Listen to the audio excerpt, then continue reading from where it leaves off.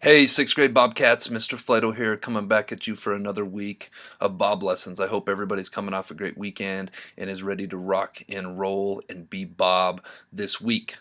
This week, I have, with the help of some of your sixth grade teachers, I have 5 tips for academically being Bob, being your best. These are 5 tips that I put together from being a middle school counselor, talking with teachers, and I'll have another 5, I believe, next week for you. But I have 5 coming at you this week, so put your pencils down. Please give me your full attentiveness for this Bob lesson. Hope everything's going well for everybody. Hope you're enjoying middle school. And with that being said, I hope you make it a great week at the Helena Middle School. Good afternoon, Bobcats. This is Mrs. Shockley, and I am a guest presenter with Mr. Flato today to help our Bobcats be their best with academic success. Tip number 1, come prepared for class. For some of you, that means actually getting yourself to school. Do some of you guys stay up too late some nights watching Netflix or playing on your phones, and then you're too tired to come to school the next day and you call that a sick day? That's not a sick day. That is behavior. So if you're actually sick, you have the flu, you have a cold, you are spreading germs to everybody, that's a sick day.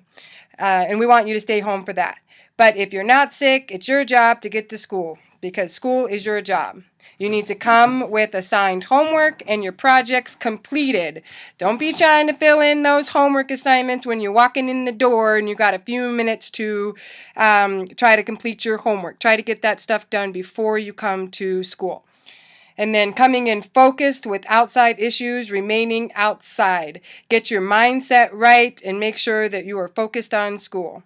Getting to class on time, no lingering in the halls, walk and talk with your friends as you get to where you're going, but try not to be late to class because your teacher has a wonderful lesson prepared for you and they want to get it going and they need you to get there on time. Bring your proper materials to class. Thinking a step ahead if you have a crazy logistical schedule. If you've got one class on one end of the building and you've got another class on the other end of the building, you might not have time to stop at your locker in between every class. So plan ahead, bring your materials, and make sure you get to class on time. Hi, I'm Mrs. Erickson. I'm your guest speaker today for your Bob lesson. Tip number 2 is be an active listener. You have 2 ears and 1 mouth for a reason. Means you have to listen twice as much as you actually do the talking. Students make more mistakes and miss more information from not listening than any other reason. It is actually physically impossible to be talking and listening at the same time. Remember, focus on recognizing whether it is time to listen or time to speak. Hey, good afternoon, Bobcats. This is Mr. Hogan here, bringing you tip number 3 of following directions. So why is it important to follow directions? Well, here's a couple things to ponder. What would happen if you play your favorite game without any rules? Well, the game would not work, and I'm sure all of you have been there. When everyone doesn't know the rules, the players get frustrated. And it's even more frustrating for the people who know the rules or have listened to the rules and are trying to play by the rules when everybody else is breaking them. So that's very frustrating. Or what would happen if you took a road trip to California without any directions? I bet most of you could go the correct direction, but it might take you forever to get there, as you will probably not follow the best route to California. Believe it or not, your teachers don't speak just to hear themselves talk. All right, we try to lay down the rules for the game. We want to give you a map to California. We want to lay down the rules for you to be successful. We want to lay down a map for you to be successful. So if you listen to directions and you follow the directions, you will be more successful. This is Mr. Hunthausen, a guest for Mr. Flato. He's got this organized for me. Tip number 4, be organized. Use an assignment notebook. You all know what that red book is. Every Monday we fill it out.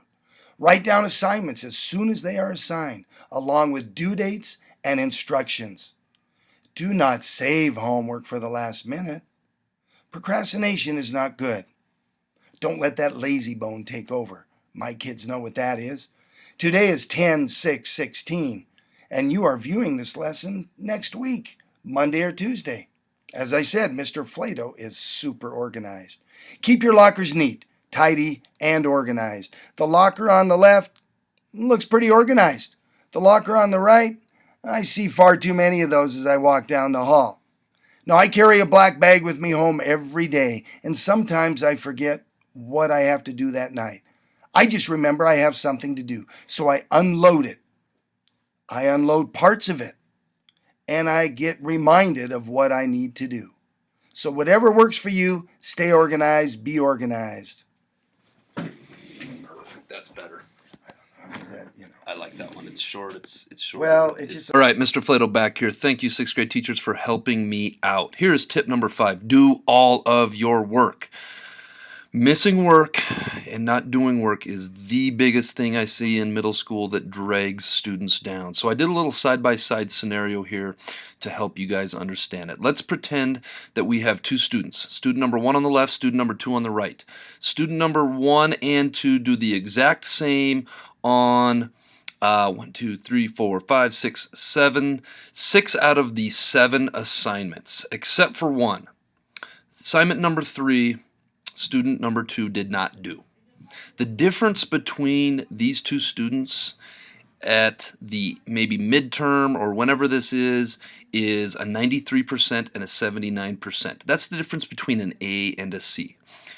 One more time. Student A and student B scored the exact same on all of these quizzes, tests, and assignment. The only difference is student number 3 did not do one.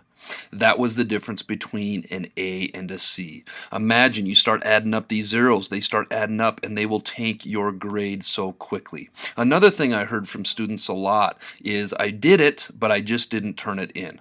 Well, let me ask you this. If you spent 2 weeks working on a job and your employer wrote you a check for, I don't know, $1,000, would you leave that check in your pocket, or would you go cash it into the bank and get your money? Something to think about. If there's anything I can stress to help you be successful this year, it is do all of your work. Zeros will kill you. All right, we're on to this week's quote of the week, and it is, note to self, that is you.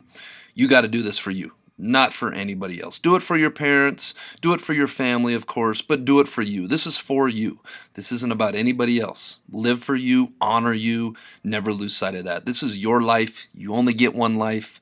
Make the most of it. All right, last week's Jellybean question of the week winners were... I didn't have any. That must have been too hard. I'll try to make this one a little easier. Bob's always a winner, though. All right, this week's Jellybean question of the week. If Johnny is twice as old as his younger sister, Julie, when he is 4 years old, how old will Julie be when Johnny is 20 years old? If you think you know, get your answer in and submitted by Friday. All right, folks, you guys know the drill. Don't have a great week. Go out and make it a great week at the Helena Middle School.